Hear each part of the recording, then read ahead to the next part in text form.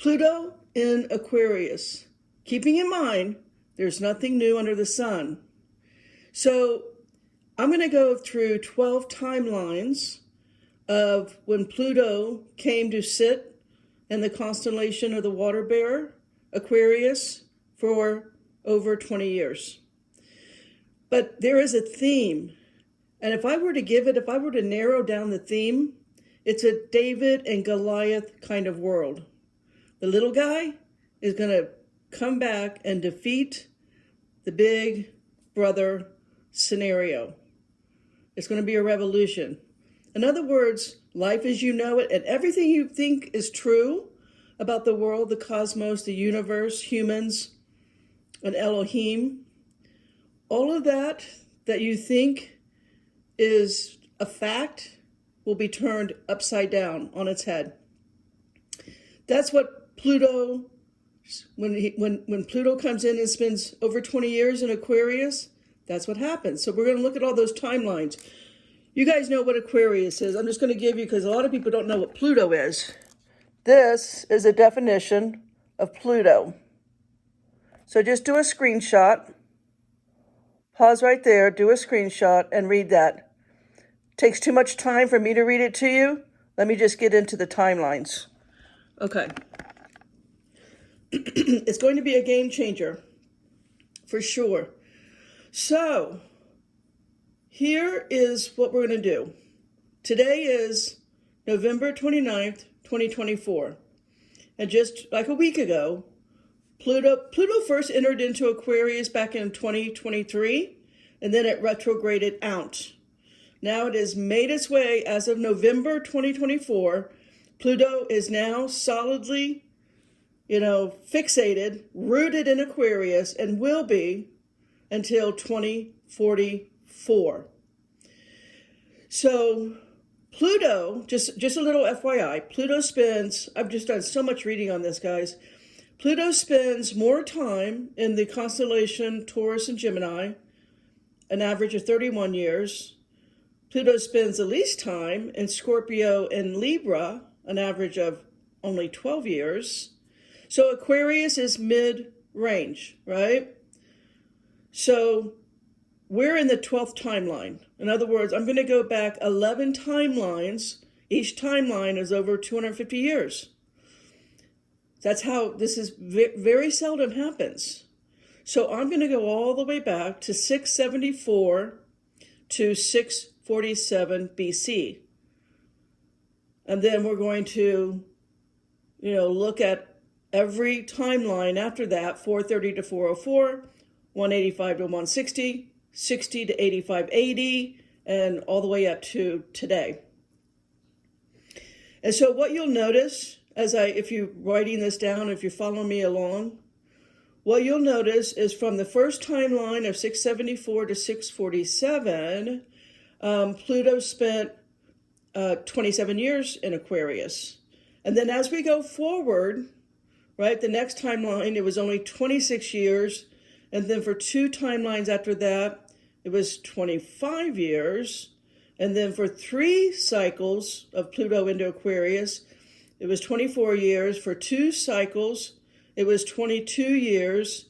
And now for the last three cycles, including our cycle now that has just begun, it's only 21 years. The point of me saying that is notice the progression is shorter duration. What does that mean? It means events will now speed up. So as I talk about the past and how the events unfolded, just know what's going to happen faster now. A lot faster now. Okay, so again, we're going to go back to 674 BC to 647 BC. Here we have two kings of Mesopotamia, right? That is today's modern day Iraq. These two kings of Mesopotamia, they started the very first state-supported astronomy colleges, 10 of them to be exact. These 10 colleges had nothing but astronomers. All right, the kings that did this is Esarhaddon and Ashurbanipal.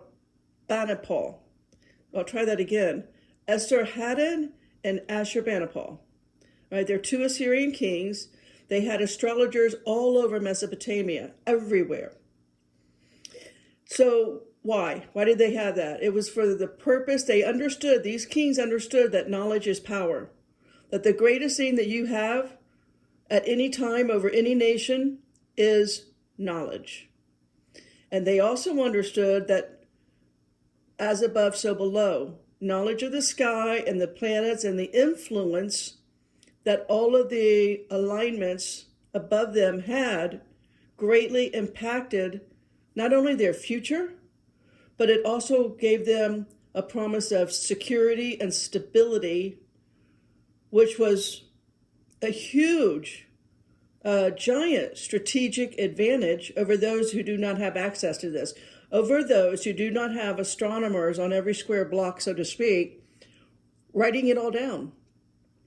Right, understanding, a continual understanding that the movements of the heavenly bodies, the cosmic forces, gave you great advantage on the ground. So nowhere else on planet Earth is this happening that I could find. It may have been happening in China. You just can't find books on that, really. But here, this is what I could find. So basically what is happening is science is developing. This is the first movement of science. It also will begin the largest scientific documents ever found or known about on planet Earth. All right, so this information was very much guarded, and it gave Mesopotamia power and domination over others. In other words, it becomes their military grade weapon. Knowledge of astronomy is their military, what do they call it? Weapons of mass destruction, right? It's technology. Astronomy begins now as technology. Now, as I'm going through these timelines, think about what is going on, how people and cultures, how everything is changing, and how that parallels today.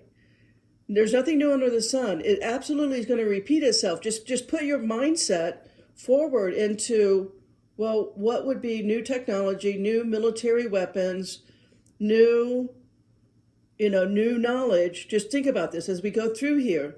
Think about how we today in our timeline, because we're going to be forced, I don't want to say forced, influenced. We are going to be influenced and make these same type of changes. That's going to happen as a collective.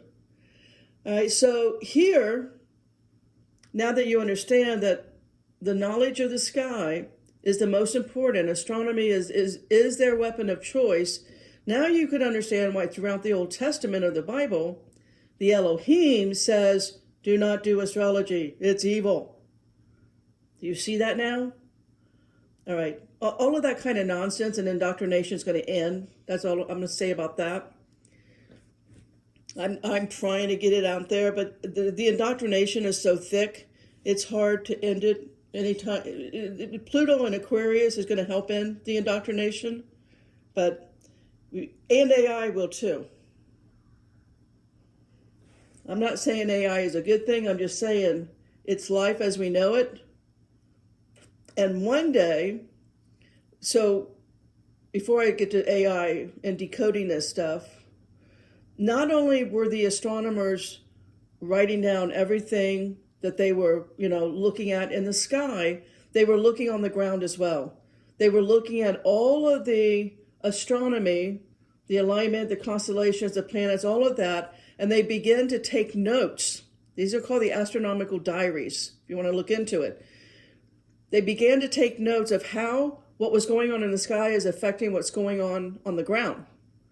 And so they were looking at where were people moving, how were people influenced, how was this changing things like the water levels of the rivers or lakes or ponds. They were looking at how prices were increasing or decreasing. They were looking at trade routes. They were looking at shipping and navigation. They were looking at how is all of life and people on the ground being influenced by what's going on in the sky.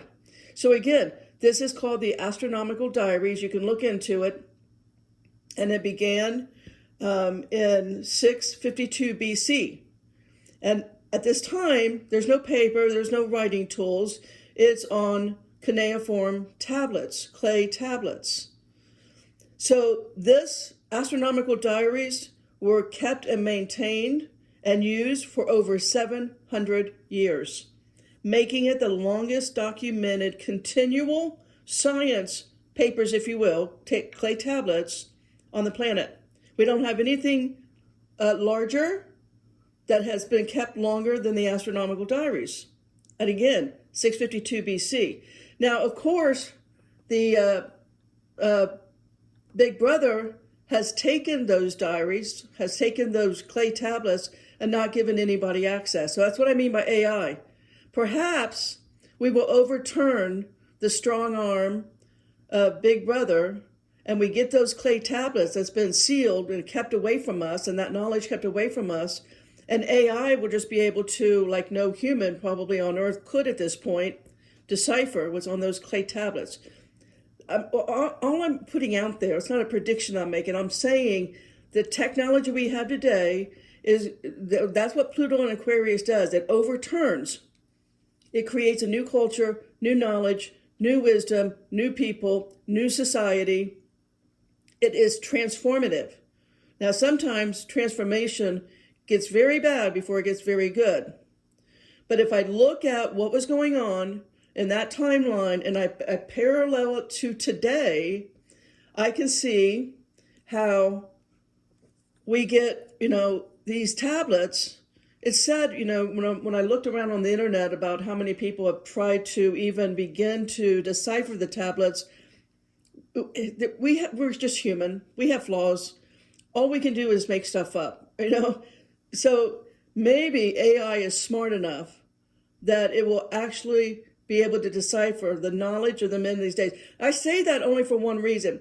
When you go through processional slippage, people, the intelligence, the collective intelligence of people get weaker, dimmer. In other words, I know for a fact that these people were more intelligent back then than we are today.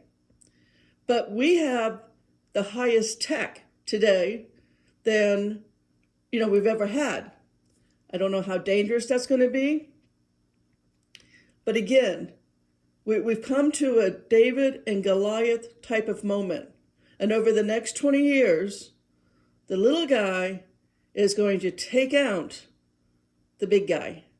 That's all I'm saying. So each of these timelines I'm going to break down in just small videos. I'm just going to do one video per timeline so that it's easier to listen to while you're on the move. Amen, Potter? Potter out.